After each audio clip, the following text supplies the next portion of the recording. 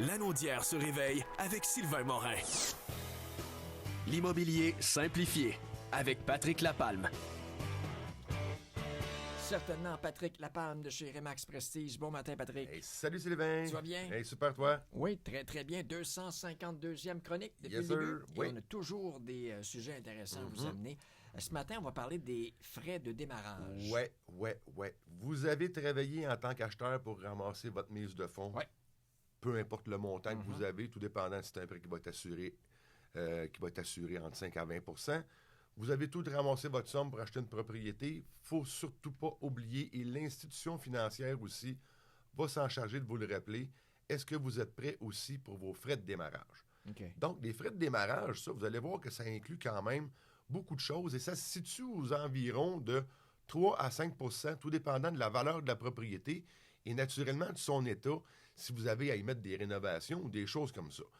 Donc, il faut toujours penser à la base à vos frais d'inspection. Je pense aux premiers acheteurs. Surtout. Ils n'ont pas l'habitude d'acheter des maisons, donc ils ne sont pas habitués avec les frais qui reviennent à chaque fois comme vous ça. dirais, pour tous les acheteurs, Ah ouais? souvent, la majorité des gens vont avoir quelques oublis à l'intérieur de ce type de document-là. Puis, vous avez tous les outils, toutes les institutions financières ont des genres de grilles pour vous guider là-dedans, mais oubliez-le pas, parce que si on commence votre démarche de préapprobation hypothécaire et tout ça, le démarcheur va vous en parler. L'institution financière va vous en parler de vos frais de démarrage, mais soyez prévenants et déjà commencez à penser à ces différents frais-là. OK. Parce qu'on rentre à l'intérieur, on a des frais d'inspection. Donc, on va faire inspecter la propriété. Il faut payer l'inspecteur. Vous n'êtes pas encore propriétaire. Il faut aussi, parfois, il va arriver des frais d'évaluation que l'institution financière va vous demander de payer pour aller s'assurer que la valeur du bien acheté concorde bien avec la valeur réelle du marché. Vous n'avez pas trop payé. Est-ce que l'institution financière vous demanderait une mise de fonds supplémentaire aussi, comme on a jasé la semaine passée? Il faut vraiment regarder ça. Les frais, naturellement, d'honoraires, ça va être votre notaire qui va être là. Est-ce que vous faites uniquement un acte de vente sur la propriété ou vous êtes nouvellement conjoint, que là, vous allez ajuster les testaments, les conventions d'indivision à l'intérieur. Donc, l'acte de vente va aussi contenir les testaments, toutes les conventions qui vont être là. Donc, les frais vont augmenter. Il faut regarder aussi tous les frais accessoires, les ajustements de compte, les municipales, les scolaires. Ces taxes-là, à partir de la journée que vous allez être propriétaire, bien, naturellement, vous allez devoir commencer à les payer immédiatement. Il y a la taxe de bienvenue. Naturellement, la taxe de bienvenue sur le nom du ministre bienvenu, la taxe de mutation. Ouais. Ben donc, il faut avoir une préparation pour avoir une idée combien qu'on va se mettre sur notre propriété. Grosso modo, allez-y, là, avec si j'ai 300 000 de propriété, ben je m'attends, grosso modo, avec un compte de taxe qui est environ 4 000 $. Allez-y, rough, pour vous donner une idée. Un 4 000 de mutation devrait être suffisant, tout dépendant là, de la valeur de la propriété. Mais quand même, il faut le prévoir. Il faut le prévoir aussi. Il faut prévoir vos assurances hypothécaires, vos assurances vie et invalidité sur l'achat de la propriété pour la protection de votre patrimoine que vous êtes en train de bâtir, soit avec un nouveau conjoint ou seul. Il faut penser à ces choses-là. Il faut aussi aller regarder. Si vous achetez naturellement une propriété neuve, il va y avoir les taxes à payer sur la propriété, mais vous allez pouvoir voir avec l'entrepreneur s'il y a des retours de taxes qui vont se faire de l'autre côté vers vous. Les frais de déménagement, tout dépendant de quelle façon vous allez faire votre déménagement. Est-ce une entreprise qui va prendre en charge l'entièreté de votre déménagement ou vous allez louer un camion avec des amis, avec des pizzas et tout ça?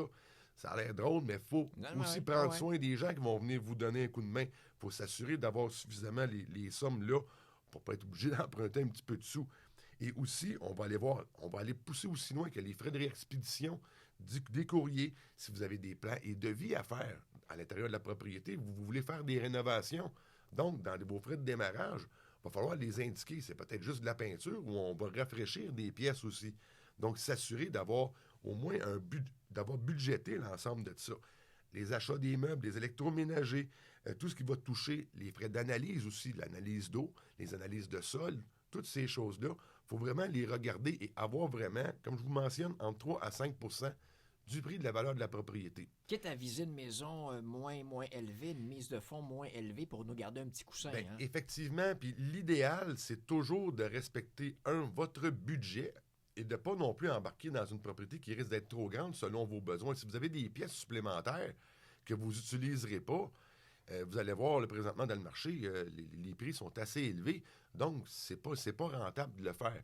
Mais regardez vraiment l'ensemble. Et tous ces services-là se magasinent. Donc, quand vous faites votre préapprobation hypothécaire, qu'on va travailler ensemble, vous pouvez déjà commencer à appeler un notaire pour voir ses disponibilités, comme on mentionnait dans les anciennes chroniques. Est-ce qu'il est disponible ou il ne peut pas faire une transaction dans les prochains mois? Votre inspecteur en bâtiment, c'est quoi les tarifs qu'il va vous charger? Parce que pour un unifamilial, c'est un prix. Mais pour les plex et plus, c'est différent parce que l'immeuble est beaucoup plus gros. Regardez vraiment tous les frais qui vont vous amener à faire l'acquisition de votre propriété. Mais naturellement, Sylvain, puis c'est bien que tu le mentionnes, en respectant votre budget, en respectant surtout vos besoins. Certainement. Patrick, super le fun. Si on veut te joindre, on le fait de quelle façon? Facilement au 450-499-5544. Sur les Facebook, tout est disponible aussi. Toutes les chroniques immobilières sont là. Et abonnez-vous à ma chaîne YouTube. Tous les podcasts aussi, ils sont présents. Très plaisant, cette chronique. J'aime ça beaucoup. On apprend plein de choses. On prend des petites notes et puis ça va nous servir. Patrick Lapalme, un but, une passion. Vendu. Certainement. À venir, que le meilleur de la musique